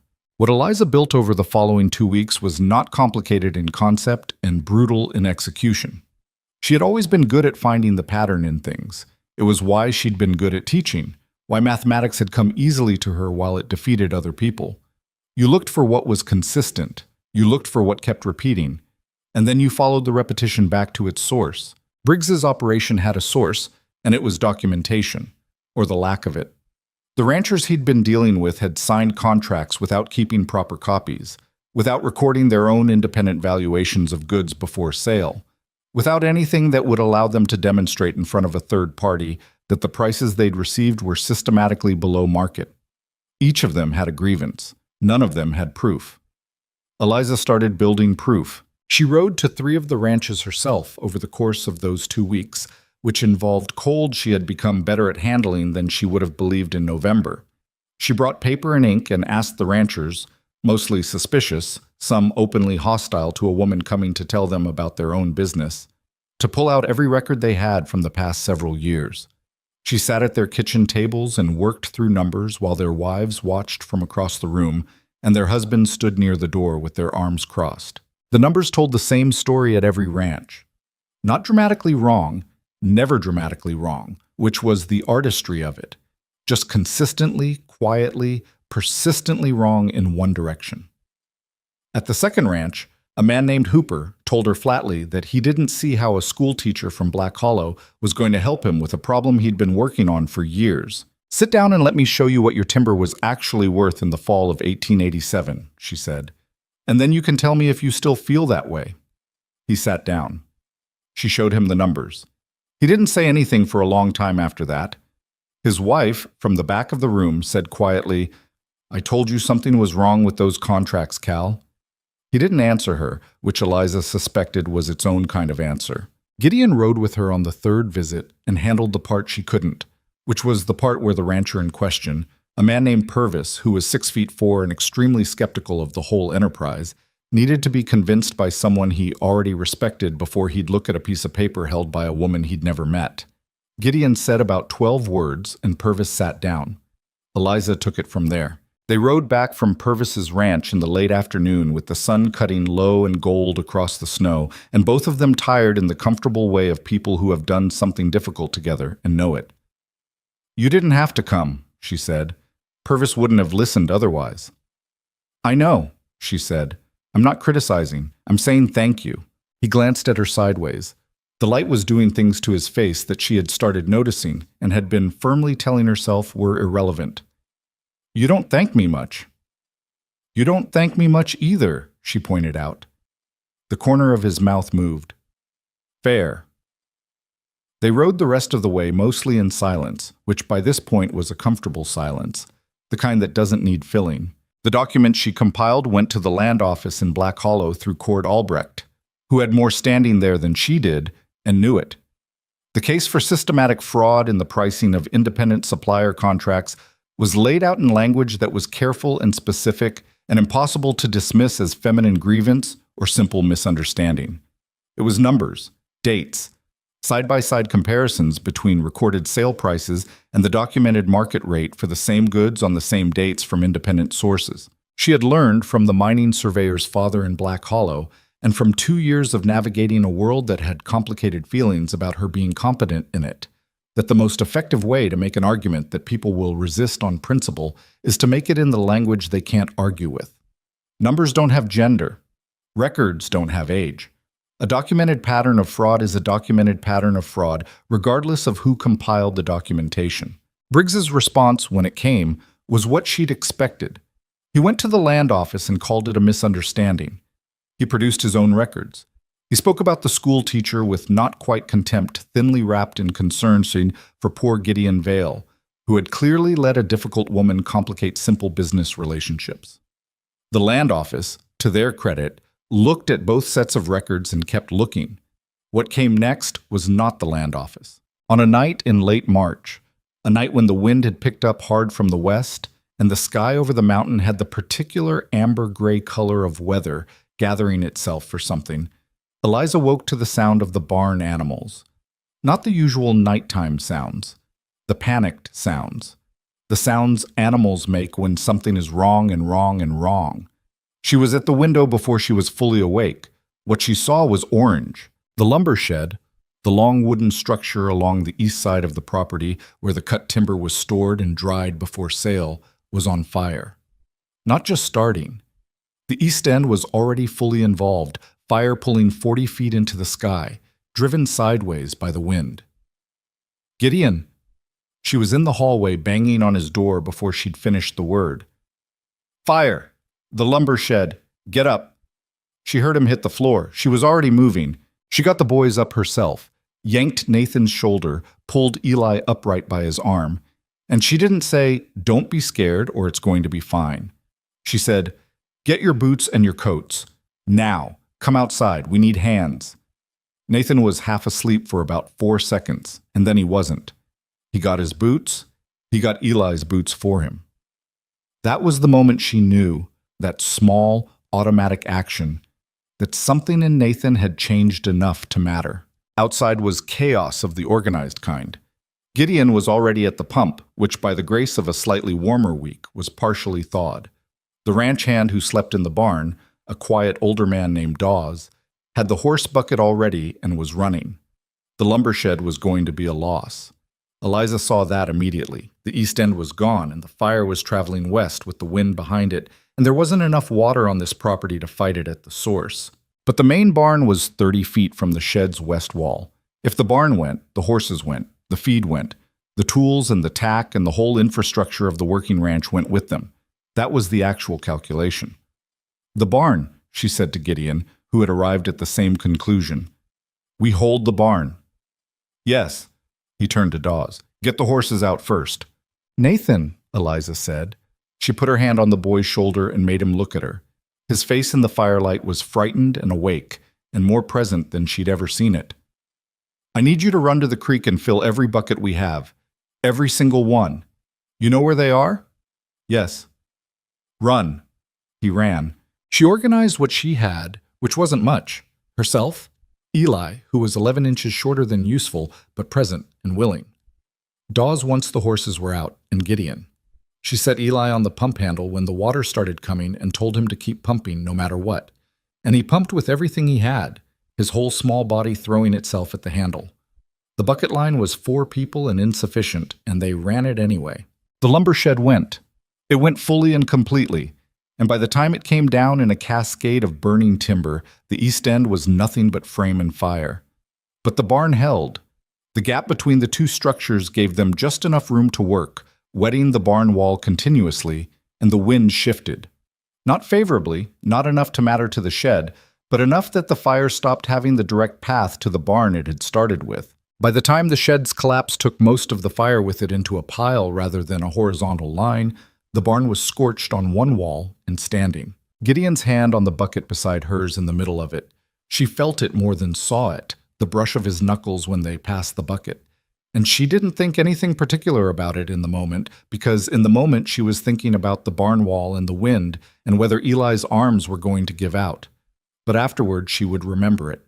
They stood in the yard at 2 a.m, with ash on all of them, and the shed still glowing red in the dark, and the horses stamping in the cold outside the barn, where Dawes was walking them in circles to keep them from bolting. Nathan had filled 6 buckets and carried them on runs he didn't stop making until Eliza told him to stop. He was standing now with his hands on his knees, breathing hard, And when he straightened up and looked at the ruined shed, his face had the expression of someone older than 11. Not a performance of maturity, something actually older than he'd been this morning. Eli had pump-handle calluses on both palms that would take a week to heal. He was standing close to Eliza, not touching her, but close. Gideon looked at what remained of the lumber shed for a long time. She watched him do it and didn't try to offer anything. "Briggs," he said finally. It wasn't a question. "Probably," she said. "Probably hard to prove." "I know." He was quiet again. 2 seasons of cut timber in that shed. She had looked at the records. She knew exactly what was in that shed. She knew what it was worth and what losing it meant for the spring cash position. She'd been thinking about it since she'd seen the fire through the window. "The land office documents are already filed," she said. "If Briggs did this and it connects to the fraud case, it changes what he's facing." She paused. "And we still have the ranch. We still have the barn. We still have the operation." He turned and looked at her. She was covered in ash and her hair had come loose from its braid, and she was standing in the yard at 2 in the morning, having just spent 4 hours fighting a fire. And she looked back at him steadily without trying to make it better than it was. "Yes," he said slowly. "We still have all of that." He held her gaze a moment longer than usual. Then he looked at his sons. "You two," he said. His voice had something in it she hadn't heard before. "Both of you." He looked at Nathan, at Eli. "You did well tonight." Nathan said nothing, but his chin came up slightly, and the look on his face in the dying fire glow was something she thought he'd remember for the rest of his life. Eli put his burned hand into Eliza's, which surprised her completely. Small and trusting and simply there. She closed her fingers around it carefully. The mountain had taken the lumber shed. It had not taken the rest. But Eliza understood, standing in that ash-smelling dark with Eli's hand in hers, and Gideon watching his boys with that new expression on his face, that whatever Briggs had intended to break with the fire, he'd miscalculated badly. Some things, when you put them in the fire, don't break. They just show you what they're made of. The ash smell stayed in the yard for a week. Every morning, Eliza came downstairs and made coffee, and could still catch it at the edges. That particular charred wood smell that was different from the fireplace, heavier and more final, the smell of something that had taken years to build and hours to destroy. The lumber shed's footprint was a black rectangle in the melting snow, slowly filling in as the March weather cycled between freezing and thawing in that indecisive way early spring had at elevation. Nobody talked about it directly. It was just there, the way damage is always there. Present and undeniable, and requiring you to decide each morning whether you were going to look at it as a wound or as a fact. Eliza had decided on the second morning to treat it as a fact. The shed was gone. 2 seasons of cut timber were gone. Those were facts. What she did next was what she could control, and she had learned, from the fire in Black Hollow, from the first week in this stone house, from the night she'd stitched Nathan's leg with freezing hands, that the only thing that ever got you through the uncontrollable parts was being ruthlessly focused on the parts that weren't. So she sat down at the kitchen table the morning after the fire with her coffee and her papers, and she started building the rest of the case.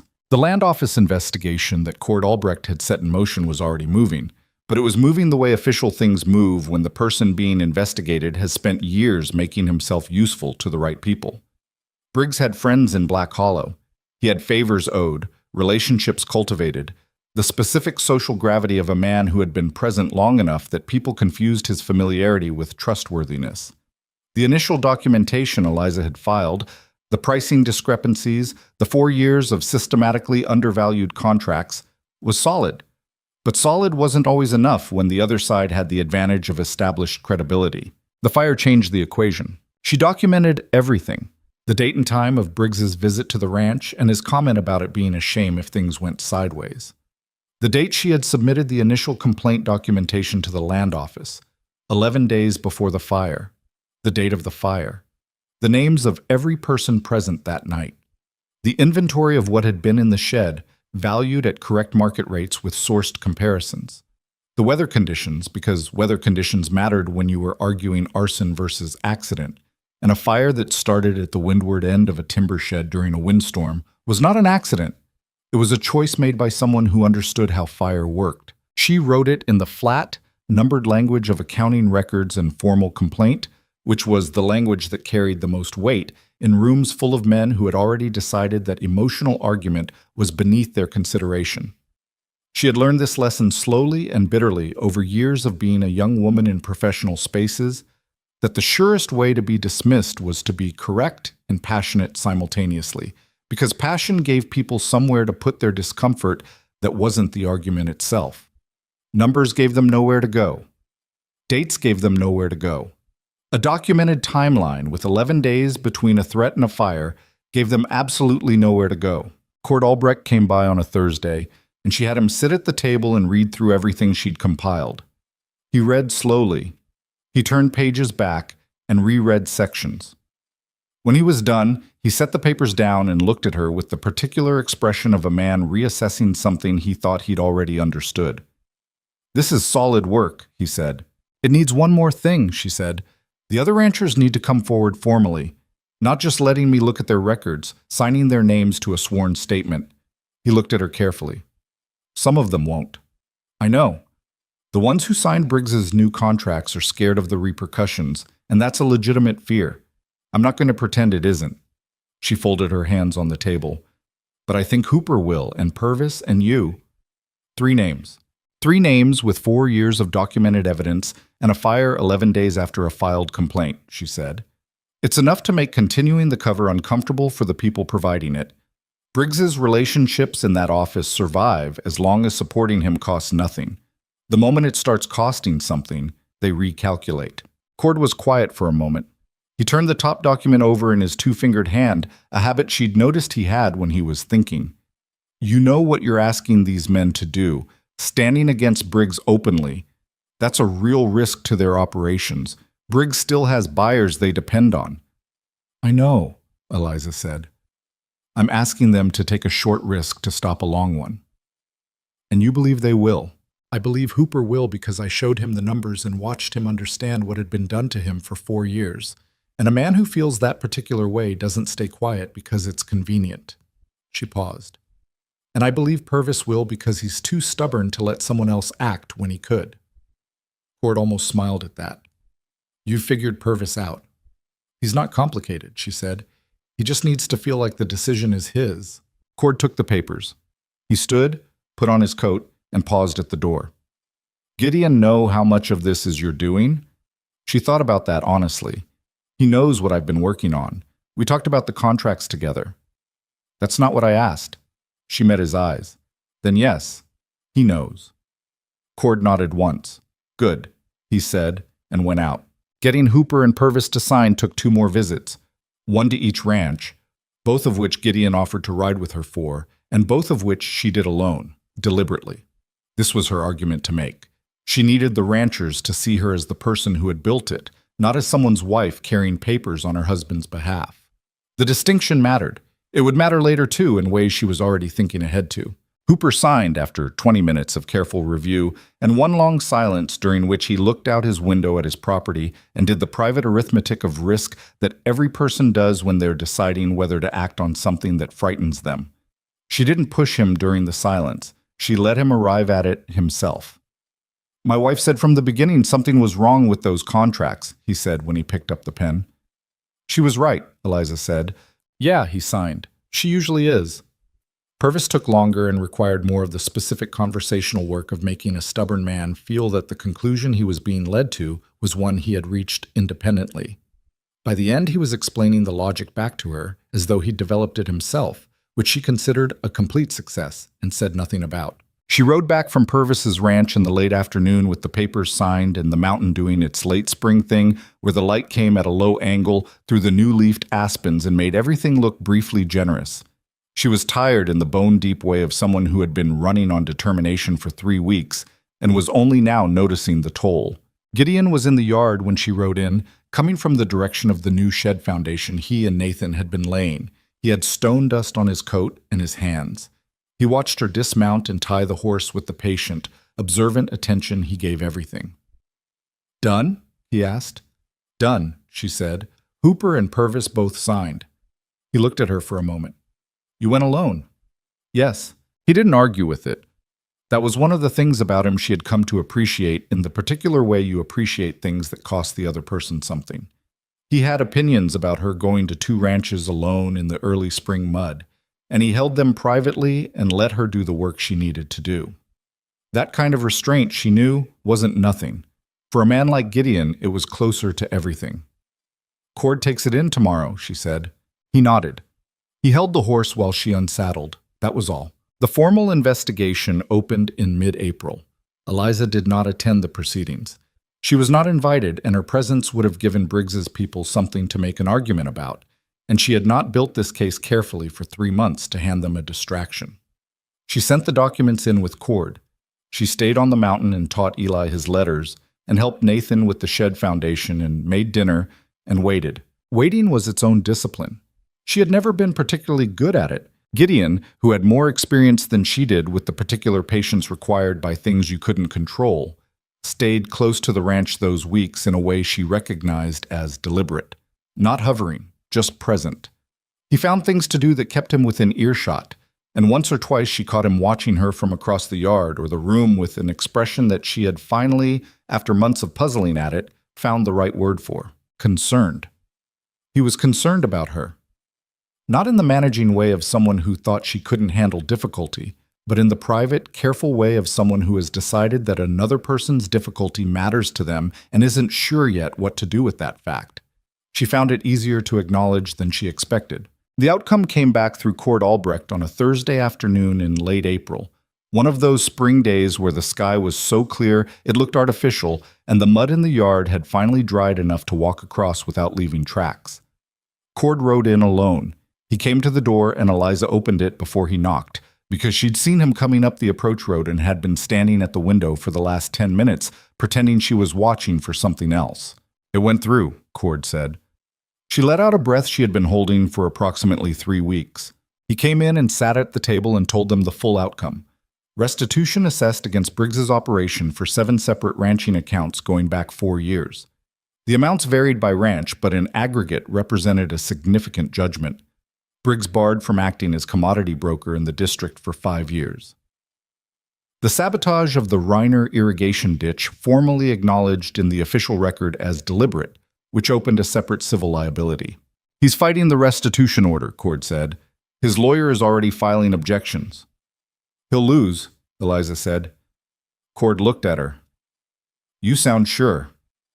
"The documentation is airtight.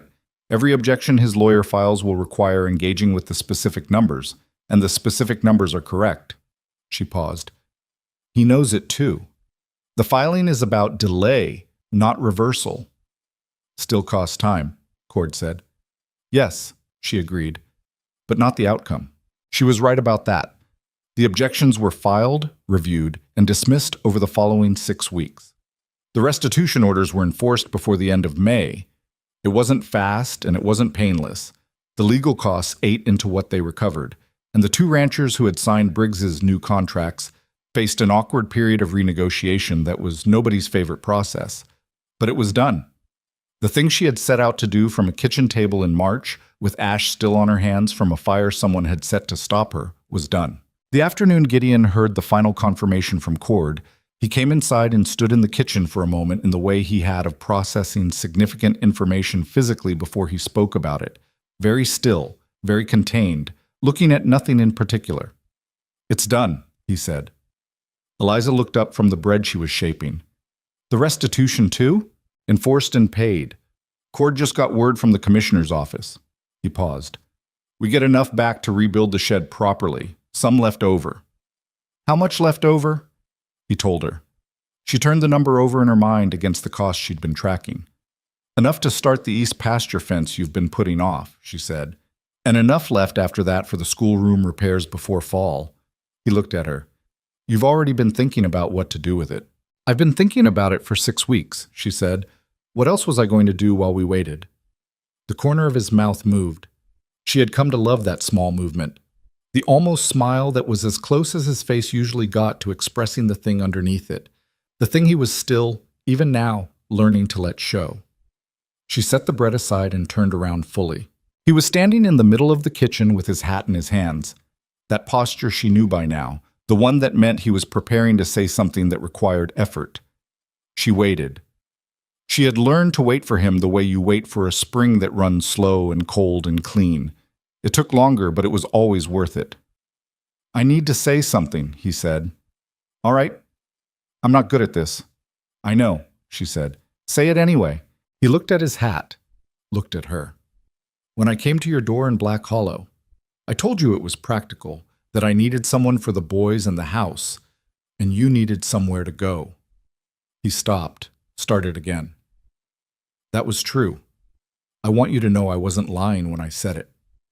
"I know you weren't. But it wasn't the whole truth." He turned the hat over in his hands. "I'd watched you for almost a year before the fire. The way you ran that school, the way you talked to the miners' kids, the ones who came in hungry and frightened. You didn't treat them like a problem to be managed. You just taught them like they were worth teaching." He paused. "That sounds like a simple thing." "It isn't. Most people don't do it."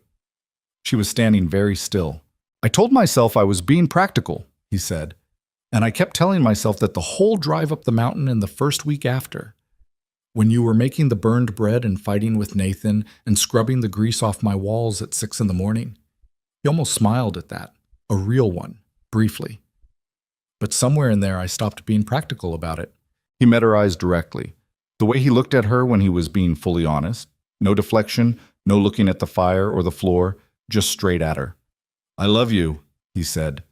Flat and plain, exactly the way he said everything he was certain of. "I know that's a complicated thing to say given how all of this started. I'm not saying it to put pressure on anything. I'm saying it because it's true, and I've been not saying it for long enough that it started feeling like a lie by omission." The kitchen was very quiet. Outside, distantly, she could hear Nathan in the yard, the rhythmic sound of him carrying stone, the work he'd taken on with the particular focused energy of a boy who had decided to be useful and didn't need anyone to tell him he was doing it right. "Gideon," she said. He waited. "I came up this mountain," she said carefully, "believing I was making a desperate trade, a roof and firewood for my freedom." She watched his jaw tighten slightly. "I'm not telling you that to be cruel. I'm telling you because I want you to understand the distance between where I started and where I'm standing right now." He was very still. "I was wrong," she said. "Not about the desperation. I was desperate, and you knew it, and you came anyway, which I've thought about more than you'd probably want to know." She paused. "But I was wrong about what I was walking into. I thought I was giving something up. I wasn't. I was walking toward something I hadn't known I needed badly enough to go looking for on my own." She crossed the kitchen. She put her flour-covered hand against the side of his face. Rough jaw, weather-worn skin, completely familiar now in a way that still sometimes surprised her. She looked up at him. "I love you too," she said. "I've known it for months, and I've been spectacularly stubborn about admitting it to myself, which I'm sure will surprise no one in this house." He put his hand over hers. His palm was warm and certain. He kissed her. It was not a polished thing. There was flour transferred to his face, and somewhere in the middle of it, his hat hit the floor, and from the direction of the schoolroom end of the main room came a sound that was definitively Eli, who had been reading and had apparently stopped reading. Eliza pulled back. She looked toward the doorway. Eli was standing in the opening between the schoolroom and the kitchen, with his book still open in his hand and an expression of completely unconvincing surprise on his face, as though he had not been standing there for the last 30 seconds with his ears functioning perfectly. "I was just," he started. "You were not just anything," Eliza said. The grin that took over Eli's face then was one of the purely complete things she had seen in her life. Nothing in it held back.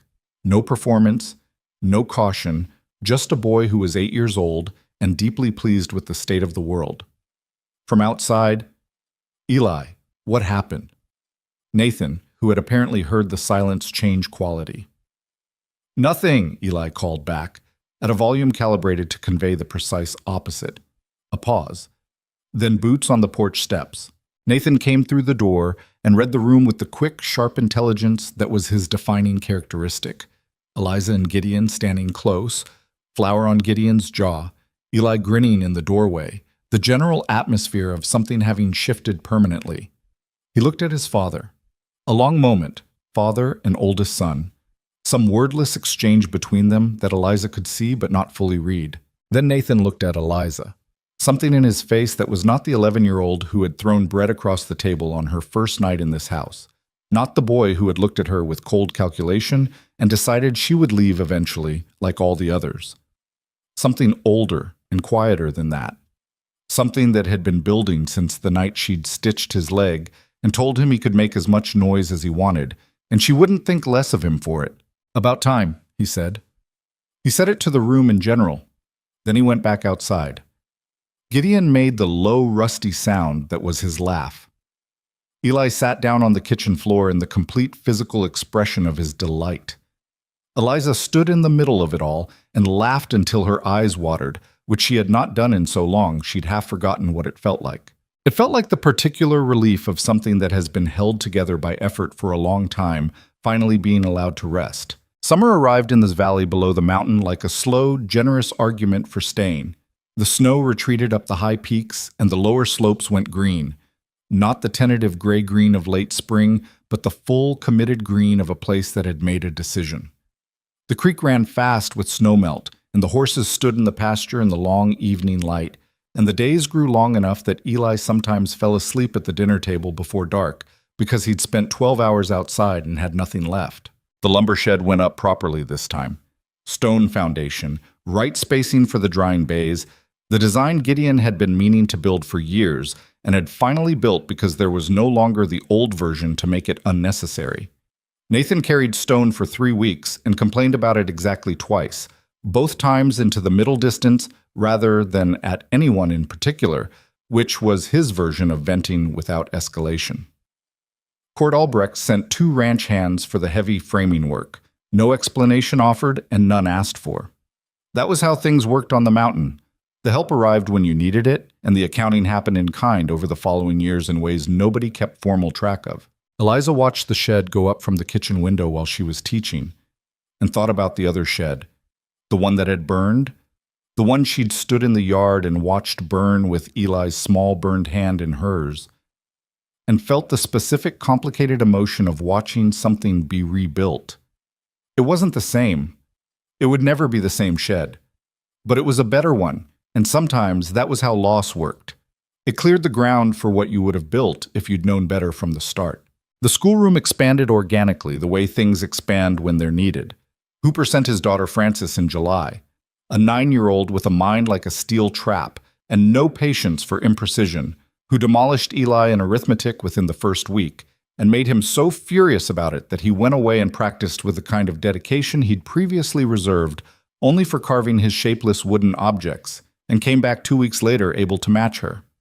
Eliza watched this and thought, that is exactly how competition is supposed to work, and felt unreasonably proud of both of them. Purvis sent his youngest, a 7-year-old named Thomas, who couldn't read a single word and sat at the table on his first day with the specific frozen expression of a child who has been told he is behind and has decided in advance that this is permanent. Eliza put him beside Nathan. Not beside herself, but beside Nathan, who was 12 now and reading well and had a patience with younger children that surprised everyone except Eliza, who had watched it develop slowly from the wreckage of the boy who had dropped her bread across the table that first night. Nathan taught Thomas his letters. He did it with the flat, methodical approach of his father, nothing fancy, just, this is the letter, this is the sound, do it again. Within 3 weeks, Thomas was reading simple words. Within 6 weeks, he was reading sentences. He looked up at Nathan after reading his first full page aloud, and Nathan said, "Good," in the tone of someone who was not going to make a big deal about it, and Thomas went back to reading with the expression of someone who had been given something real.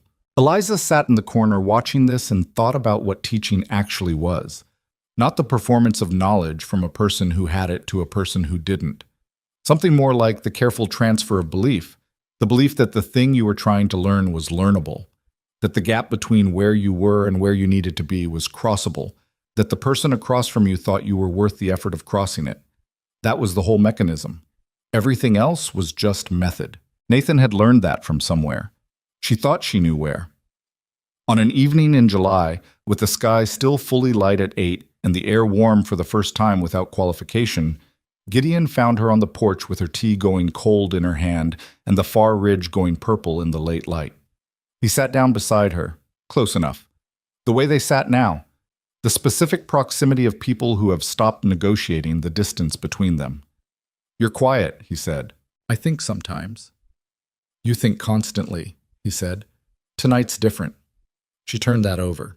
He was right, as he usually was about her, which she had stopped finding unsettling and started finding something she didn't have a clean word for. Seen, maybe.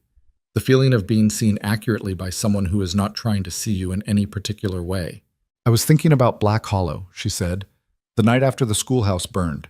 Sitting in my room doing the arithmetic on how long I had before I ran out of money." He was quiet, listening. "I was so frightened," she said, "not of freezing or starving exactly, though those were real. More frightened of disappearing, of being a person the world stopped having use for." She paused. "A woman alone with no position and no claim on anything. I'd built that school from nothing, and it was gone in one night, and suddenly I couldn't see what I was for. And then someone knocked on your door," he said. There was something careful in his voice, not quite apology, but in that direction. "And then someone knocked on my door," she agreed, "and offered me something that looked nothing like what I would have chosen." She glanced at him sideways. "You were not what I would have chosen, if I'm being honest. I know that. You were large and silent, and your house was a disaster, and your children wanted me dead. To be fair, Nathan didn't want you dead. He just wanted you gone." The distinction wasn't very comforting at the time. He made the small sound that meant he was suppressing a smile. She had cataloged all his sounds by now. This one, and the actual laugh that still came out rusty and surprised, and the short exhale that meant he was frustrated, and the way his breathing changed when he was worried about something and didn't want to say so.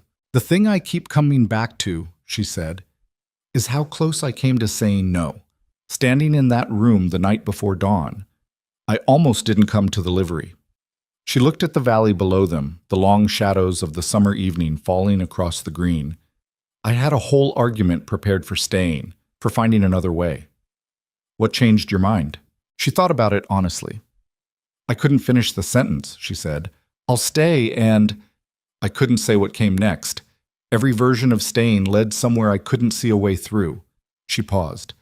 "And the version with you at least had a road, even if I couldn't see where it went." He took her hand, the simple direct motion of a man who has stopped overthinking the things he wants to do. His thumb moved across her knuckles.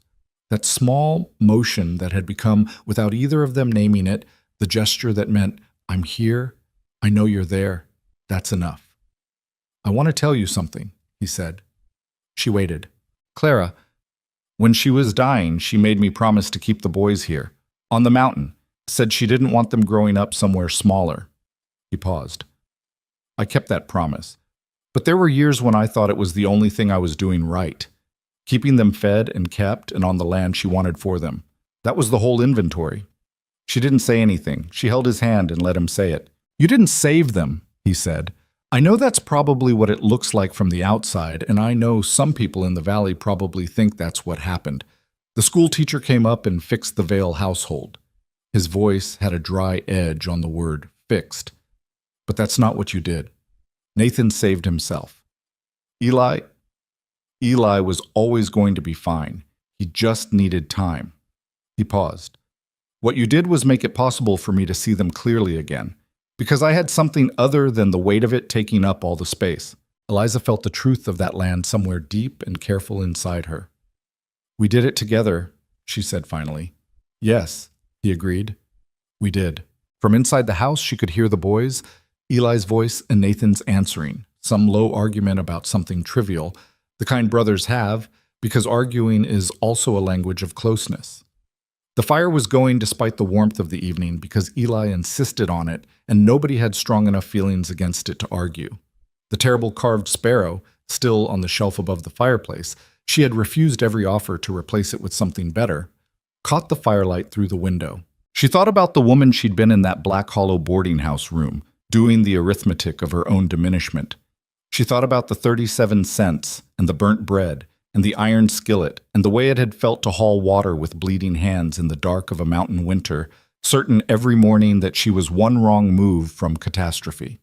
She thought about what it had cost and what it had made. The thing nobody tells you about the life you end up with instead of the life you planned is that you can't evaluate it against the plan. The plan is gone. The comparison is useless. The only honest question is whether the life in front of you, the actual life, with its ash smell and its difficult children and its man who says I love you like he's reporting the weather, whether that life is one you can stand in without flinching. She could stand in this one without flinching. More than that, she could stand in it and look outward at the valley and the mountain and the schoolroom with the chalk marks on the wall and feel the specific satisfaction of something built from genuine material, not inherited, not fallen into. Built, piece by stubborn piece, from what was available and what was true. The last light left the ridge. The stars came in slowly, the way they did at this elevation. Not all at once, but in sequence. The bright ones first and then the rest filling in behind them until the sky was full. Gideon's hand was warm in hers. Behind them, through the stone walls, the house held its warmth and its noise and its ordinary life. Tomorrow Nathan would finish the shed foundation and Eli would lose a spelling match to Francis and ask for a rematch and get one. There would be bread to make and water to haul and lessons to plan and accounts to keep. The mountain would do what it did, indifferent and enormous and occasionally brutal, requiring of everyone who lived on it a standard of honest effort it didn't negotiate.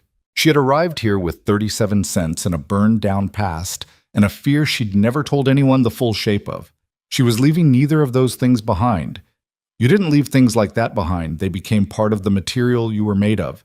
But she was carrying them differently now, lighter, purposeful. Gideon leaned slightly toward her. Not much, just enough. She leaned back. The mountain above them was dark and very quiet, the way it got at night when it stopped asking anything of the people on it and simply was. Patient and permanent and utterly unconcerned with the small human dramas playing out at its feet. But the light in the windows was warm, and that, she thought, was the whole story. Not the fire, or the fraud, or the long, hard winter. Not the woman who arrived desperate, and the man who came to her door with a proposition instead of comfort. Those were the conditions. The story was the light in the windows, the thing that existed now because two imperfect people and two difficult children had decided, each in their own time and in their own way, that building something together was worth the cost of it. She had been looking, without knowing it, for a place that asked the same things of her that she asked of herself. Honesty, effort, the willingness to stay. She had found it on a mountain she'd climbed out of desperation and stayed on out of choice. That was enough. That was, in the end, everything that mattered. I love The Long Dark. It's my favorite. It's one of my favorite games of all time. I think I might play it. It's a very like calm game. Well, kind of. I think I'm gonna play The Long Dark. I think I forgot about The Long Dark until just now, and I think I want to play a playthrough of it. I love that fucking game. The problem is that I start playing it and I'm like, oh, I'm not having as much fun as I thought I would. I have such fond memories of the game, so it's like kind of hard, I guess.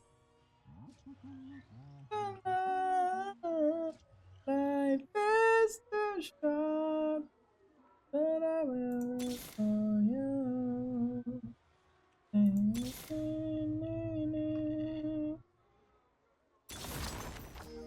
Whatever, man. Just give me Bard. Hina can help me with the decision here. Hina. Do I play? What were the options again? I forgot. The Long Dark.